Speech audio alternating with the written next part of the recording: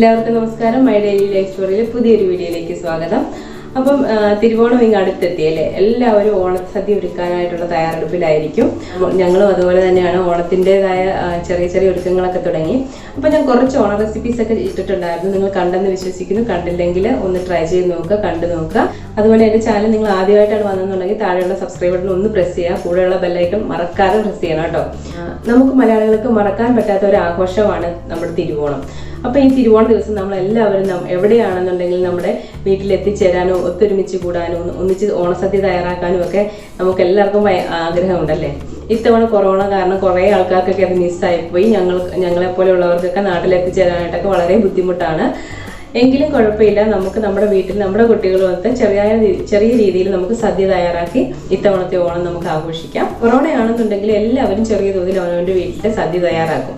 അപ്പോൾ ഇത്തവണത്തെ ഓണസദ്യയിൽ ഈ പായസം ഒന്ന് ട്രൈ ചെയ്ത് നോക്കൂ കേട്ടോ.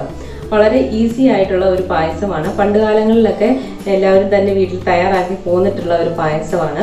അതുപോലെ തന്നെ പായസം എനിക്ക് ഒരുപാട് ഓർമ്മകൾ തരുന്ന ഒരു പായസ റെസിപ്പിയാണ്. അതുകൊണ്ട് തന്നെയാണ് ഞാൻ ഈ പ്രാവശ്യം നിങ്ങൾക്കായിട്ട് ഷെയർ ചെയ്യുന്നത്. സോ ഇത്തവണത്തെ ഓണസദ്യയിൽ നിങ്ങൾ ഈ പായസം തീർച്ചയായിട്ടും ട്രൈ ചെയ്യുമെന്ന് വിശ്വസിക്കുന്നു. അധികം സമയം കളയണ്ട, നമുക്ക് നേരെ വീഡിയോയിലോട്ട് പോകാം. അതിനു മുമ്പായിട്ട് എൻ്റെ എല്ലാ കൂട്ടുകാർക്കും എൻ്റെ ഹൃദയം നിറഞ്ഞ ഓണാശംസ. അപ്പോൾ നമുക്ക് ഓണം സ്പെഷ്യൽ അരി പയർ പായസം തയ്യാറാക്കുന്നത് എങ്ങനെയാണെന്ന് നോക്കാം. അരി ചെറുപയർ പായസത്തിന് വേണ്ടിയിട്ട് ഞാൻ എടുത്തു വെച്ചിരിക്കുന്നത് 1/4 കപ്പ് അരി. ഇതാണ് പുഴുക്കലരി എന്ന് നമ്മൾ പറയും. ദോശയ്ക്കും ഇഡ്ഡലിക്കും എടുക്കുന്ന ആ ഒരു അരിയല്ല. 1/2 കപ്പ് ചെറുപയർ പരിപ്പാണ് എടുത്തിരിക്കുന്നത്. അപ്പം നമ്മൾ അരി എത്ര എടുക്കുന്നോ അതിൻ്റെ ഡബിൾ ആയിരിക്കണം പയറെടുക്കേണ്ടത്. പിന്നെ ഞാൻ 250 ഗ്രാം ശർക്കര എടുത്തിട്ടുണ്ട്. പിന്നെ നമുക്കിതിലേക്ക് വേണ്ടത് ആവശ്യത്തിന് നെയ്യ് വേണം. പിന്നെ കറുത്ത മുന്തിരിങ്ങ, നമ്മുടെ പായസത്തിന് കറുത്ത മുന്തിരി ചേർക്കുമായിരിക്കും ഈ പായസത്തിന് കൂടുതൽ ടേസ്റ്റ്. പിന്നെ നമ്മുടെ കാഷ്യൂനട്ട് ആവശ്യത്തിന് എടുക്കുക. അതൊക്കെ ഓരോരുത്തരുടെ ഇഷ്ടത്തിന് ചേർക്കുക. ഒരുപാട് ആകരുതെന്നേ ഉള്ളൂ. അപ്പോൾ ഞാൻ കുറച്ച് എടുത്തിട്ടുണ്ട് കേട്ടോ. പ്രത്യേകിച്ചൊരു അളവില്ല ഇതിനൊക്കെ, നമ്മുടെ ഇഷ്ടം അനുസരിച്ചിട്ട് ചേർക്കാം. പിന്നെ ഒരു ടീസ്പൂണോളം നമുക്ക് ചുക്കുപൊടി വേണം. ചുക്കുപൊടിയാണ് ഈ പായസത്തിന് കൂടുതൽ ടേസ്റ്റ് നൽകുന്നത്. അപ്പോൾ ഞാൻ കുറച്ച് ചുക്കുപൊടി എടുത്ത് വെച്ചിട്ടുണ്ട്. പിന്നെ നമുക്ക് ആവശ്യത്തിന് ഏലക്ക വേണം. ഇപ്പോൾ ഞാനൊരു 10 ഏലക്ക എടുത്തിട്ടുണ്ട്. ഇത് നമുക്ക് നന്നായിട്ടൊന്ന് പൊടിച്ചെടുക്കാം.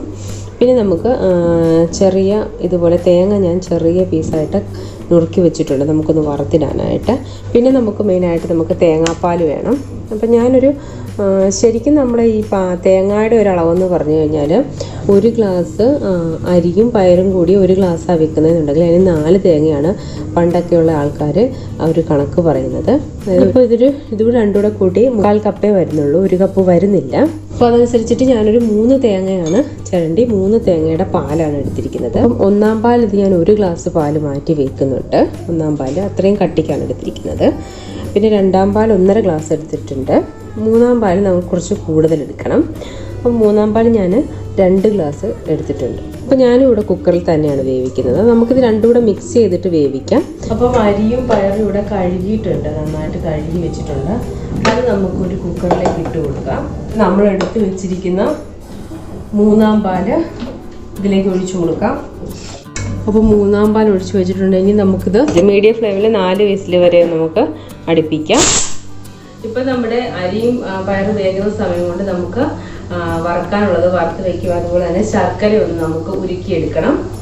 അപ്പം ശർക്കര ഞാൻ ഇതുപോലെ ഒരു പാത്രത്തിൽ ഇട്ടിട്ടുണ്ട്. അപ്പം ഞാനിതിലേക്ക് ഒരു 1/2 ഗ്ലാസ് വെള്ളമാണ് ഒഴിക്കുന്നത്. നമുക്കിനി ഇതൊന്ന് ശർക്കരയൊന്ന് ഉരുക്കിയെടുക്കാം. നമുക്ക് ഈ സമയം തന്നെ ഞാൻ പറഞ്ഞല്ലോ വറുത്തിടാനുള്ളതും കൂടെ നമുക്കൊന്ന് വറുത്തിട്ട് വയ്ക്കാം. നെയ്യ് ഒഴിച്ചു കൊടുക്കാം. ഇതിനൊരു 1.5 ടീസ്പൂൺ ഞാൻ നെയ്യ് ഒഴിച്ച് കൊടുത്തിട്ടുണ്ട്. തേങ്ങ ഇട്ട് കൊടുക്കാം. അപ്പോൾ നല്ലൊരു ബ്രൗൺ കളർ ആകണം വരെ ഒന്ന് വറുത്തെടുക്കണം. ഇതിപ്പോൾ നന്നായിട്ട് മൂത്തിട്ടുണ്ട്, നമുക്കൊന്ന് മാറ്റി വെക്കാം. ഇതിലേക്ക് നമുക്ക് എടുത്ത് വെച്ചിരിക്കുന്ന കാഷ്യൂനട്ട് ഇട്ട് കൊടുക്കാം. നമ്മുടെ കാഷ്യൂനട്ട് നന്നായിട്ട് മൂത്തിട്ടുണ്ട്. നമുക്ക് മാറ്റി വയ്ക്കാം. റൈസിൻസ് ഇട്ട് കൊടുക്കാം. ബ്ലാക്ക് റൈസിൻസ്, കറുത്ത മുന്തിരി. അപ്പോൾ ഇത് വറുത്തെല്ലാം വെച്ചിട്ടുണ്ട്. ഇനി ശർക്കര ഇപ്പോൾ നന്നായിട്ട് പാനിയായിട്ടുണ്ട്, കണ്ടില്ലേ. ഇതിനിപ്പോൾ ഇരുന്ന് കഴിയുമ്പോൾ കുറച്ചുകൂടി ഒന്ന് കുറുകും. അപ്പോൾ നമുക്ക് ഈ ഒരു ഇതാകുമ്പോഴേക്കും നമുക്ക് വാങ്ങി വയ്ക്കാം. അപ്പോൾ നമ്മുടെ അരിയും പയറും വെന്തോന്ന് നോക്കാം. നന്നായിട്ട് വെന്തിട്ട് നമ്മൾ ഒഴിച്ച പാലിൽ കറക്റ്റായിട്ട് വെന്ത് വന്നിട്ടുണ്ട്. ഇനിയിപ്പോൾ 2-ാം പാൽ മാറ്റി വെച്ചിട്ടുണ്ട്. ആ 2-ാം പാൽ ശർക്കരയൊക്കെ കിടന്ന് നമ്മൾ കുറച്ച് നേരം കൂടെ ഇളക്കി വേവിക്കുന്നുണ്ട്. അപ്പോൾ നമുക്കിനി തയ്യാറാക്കാം. അപ്പോൾ ഞാൻ ചെറിയൊരു ഉരുളി വെച്ച് കൊടുത്തിട്ടുണ്ട്. നിങ്ങൾക്ക് ഓട്ടുരുളി ഉണ്ടെങ്കിൽ അത് യൂസ് ചെയ്യാം. അപ്പം എൻ്റെ കയ്യിൽ വലിയൊരു ഉരുളിയാണ് ഇരിക്കുന്നത്. അപ്പോൾ അതിൽ നമുക്ക് ഇത്രയും വെക്കേണ്ട കാര്യമില്ല. ഇതിലേക്ക് നമുക്ക് നമ്മളെടുത്ത് വെച്ചിരിക്കുന്ന രണ്ടാം പാൽ ഒഴിച്ചു കൊടുക്കുക. ലോ ഫ്ലെയിമിൽ വയ്ക്കുക.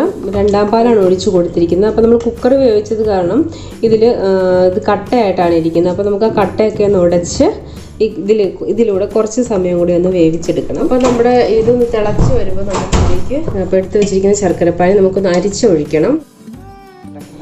അപ്പോൾ നമ്മൾ ശർക്കരപ്പാനി ഒഴിച്ചതിന് ശേഷം പെട്ടെന്ന് തന്നെ നന്നായിട്ട് ഇളക്കണം കേട്ടോ. അപ്പോൾ ഇത് തിളച്ച് തുടങ്ങിയിട്ടുണ്ട്. മധുരം എന്ന് പറയുന്നത് ഞാൻ 250 ഗ്രാം ശർക്കരയാണ് ചേർത്തിരിക്കുന്നത്. പിന്നെ ചിലർക്ക് നല്ല മധുരം വേണം. അങ്ങനെയുള്ളവർക്ക് 250 എന്നുള്ള 300 ഗ്രാം വരെ എടുക്കാം കേട്ടോ. പിന്നെ ഓരോരുത്തരും യൂസ് ചെയ്യുന്നത് നമ്മൾ ശർക്കരയെ ബേസ് ചെയ്തിരിക്കും. ചില ശർക്കര കുറച്ച് മധുരം കൂടുതലുള്ളതായിരിക്കും. ഞാൻ പറഞ്ഞിരുന്നില്ല, ബ്ലാക്ക് കളറിലെ നല്ല കറുത്തൊരു ശർക്കര കിട്ടുമല്ലോ, ആ ശർക്കരയാണെന്നുണ്ടെങ്കിൽ നല്ല മധുരമായിരിക്കും, നല്ല കളറും കിട്ടും. പിന്നെ നമുക്ക് ഈ മധുരം ഒന്ന് ബാലൻസ് ചെയ്യാൻ വേണ്ടിയിട്ട്, ആ മധുരം ഒന്ന് എടുത്ത് അറിയാനായിട്ട് വേണ്ടി നമുക്ക് ഒരു നുള്ള ഉപ്പ് ഈ സമയം നമുക്ക് ഇട്ട് കൊടുക്കാം.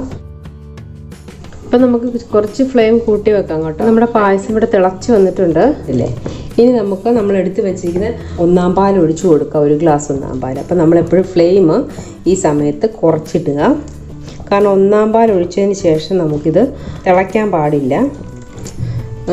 നമ്മളെടുത്ത് വെച്ചിരിക്കുന്ന ഏലക്ക പൊടിച്ചിട്ടുണ്ട്. ഞാൻ 10 ഏലക്കയായിരുന്നു എടുത്ത് വെച്ച്, അത് പൊടിച്ചിട്ടുണ്ട്. അതൊന്ന് ഇട്ട് കൊടുത്തിട്ട് ഇളക്കാം. ചുക്കുപൊടി ഇട്ട് കൊടുക്കാം. ഒരു 1/2 ടീസ്പൂൺ ഇട്ട് കൊടുത്താൽ മതി. അപ്പോൾ ഇതിപ്പോൾ നന്നായിട്ട് ഇളക്കിയിട്ടുണ്ട്. ഒന്നാം പാൽ ഒഴിച്ചതിന് ശേഷം പ്രത്യേകം ശ്രദ്ധിക്കുക, നമ്മുടെ പായസം തിളച്ച് പോകാൻ പാടില്ല. തിളച്ച് പോയി കഴിഞ്ഞാൽ അതിൻ്റെ ടേസ്റ്റ് മാറും. കുമ്പള വരുന്നത് അനുസരിച്ചിട്ട് നമ്മളത് ഫ്ലെയിം ഓഫ് ചെയ്യുകയാണ് വേണ്ടത്. ചെറിയ കുമ്പളകളായിട്ട് ഇവിടെ എവിടെയായിട്ടൊക്കെ കാണുന്നുണ്ട്. ഈ സമയത്ത് നമുക്കിതൊന്ന് ഫ്ലെയിം ഓഫ് ചെയ്ത് കൊടുക്കാം. ഇതിപ്പോൾ പായസത്തിൻ്റെ കറക്റ്റ് കൺസിസ്റ്റൻസിയാണ്. വറുത്തതിൻ്റെ ബാക്കി നെയ്യുണ്ടല്ലോ, അത് നമുക്കിതിലേക്ക് ഒഴിച്ചു കൊടുക്കാം.